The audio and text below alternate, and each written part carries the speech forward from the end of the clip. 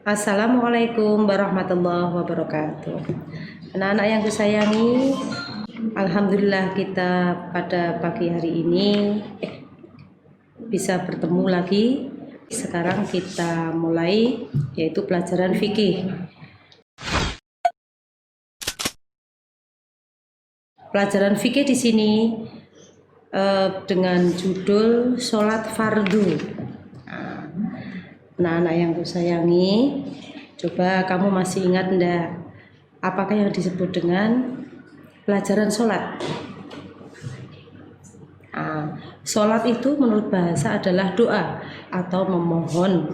Nah, kita berdoa dan memohon itu hanya kepada Allah Subhanahu wa Ta'ala. Itu menurut bahasa. Kemudian menurut istilah, sholat adalah bentuk ibadah kita kepada Allah yang terdiri dari bisa dari perkataan dan perbuatan. Karena diawali dengan takbiratul ihram sholat itu dan diakhiri dengan salam. Anak-anak masih ingat enggak? Pada kelas 1 kemarin yaitu telah diajarkan tentang arti dari takbiratul ihram. Arti dari takbiratul ihram adalah takbir yang pertama dan itu hanya dikerjakan pada awal sholat. Nah, bagaimanakah anak-anak itu tahu apa arti dari takbir? Takbir artinya Allah Maha Besar. Yang biasa bahasa Arabnya adalah Allahu Akbar. Kemudian sholat itu diakhiri dengan salam. Nah, bagaimanakah bunyi bacaan salam? Salam itu adalah Assalamualaikum warahmatullahi wabarakatuh. Jadi perbuatan sholat itu diakhiri dengan bacaan salam. Yang pertama adalah menengok ke arah kanan. Ke arah kanan itu hukumnya wajib. Dan yang kedua adalah menoleh ke arah kiri. Menoleh ke arah kiri ini hukumnya adalah sunnah. Kemudian di sini syarat sholat. Syarat sholat itu anak-anak tahu enggak apa yang disebut dengan syarat sholat itu?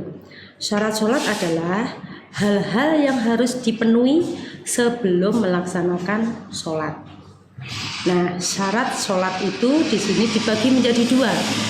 Yang pertama adalah syarat wajib sholat dan yang kedua syarat sahnya sholat. Nah, Bu Edi di sini mau menerangkan satu-satu. Yang pertama adalah syarat wajib sholat. Apakah yang disebut dengan syarat wajib sholat? Syarat wajib sholat adalah syarat yang harus dipenuhi oleh seseorang sebelum dia mengerjakan sholat. Kemudian syarat wajib sholat di sini dibagi menjadi tiga. Yang pertama adalah beragama Islam. Jadi orang yang selain beragama Islam maka dia tidak diwajibkan untuk mengerjakan sholat. Syarat wajib yang kedua adalah balik. Anak-anak tahu apakah artinya balik? Balik artinya sudah dewasa. Untuk syarat wajib yang ketiga adalah berakal sehat. Berarti yang diwajibkan untuk mengerjakan sholat ini adalah orang yang mempunyai akal sehat. Jadi maaf, orang yang gila itu tidak diwajibkan untuk mengerjakan sholat. Kemudian syarat sholat tadi yang kedua adalah syarat sah sholat. Syarat sah sholat, siapa anak-anak yang tahu apa artinya syarat sah sholat? Oh, berarti belum ada yang tahu ya? Nah, di sini Bu Eni ingin menjelaskan sedikit apa yang disebut dengan syarat sahnya sholat. Syarat sah sholat adalah segala sesuatu yang harus dipenuhi sebelum orang tersebut mengerjakan sholat. Di sini syarat sah sholat itu dibagi menjadi 6. Yang pertama adalah harus suci dari hadas besar dan hadas kecil. Kemudian syarat sah yang kedua adalah suci badan, pakaian, dan tempat sholat dari najis.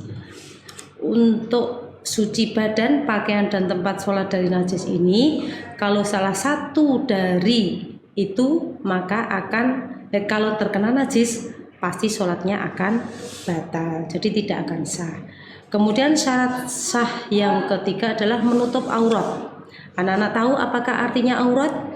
Aurat adalah anggota badan yang harus ditutupi. Dan di sini menutup aurat itu dibagi menjadi dua, yaitu menutup aurat untuk laki-laki yang ditutupi atau auratnya laki-laki itu adalah mulai dari pusar sampai lutut. Kemudian batas aurat perempuan adalah seluruh tubuh kecuali muka dan telapak tangan. Kemudian syarat sah sholat yang keempat adalah menghadap kiblat. Kita harus menghadap kiblat sholatnya. Coba anak-anak, tahu enggak kiblatnya orang Islam itu di mana? Kiblat orang Islam adalah pada Ka'bah. Ka'bah yang berada di kota Mekah. Kemudian syarat sah sholat yang kelima adalah telah masuk waktu sholat. Yang keenam adalah melaksanakan rukun sholat. Jadi semuanya ini harus dikerjakan dengan urut. Kalau tidak dikerjakan maka sholatnya tidak akan sah.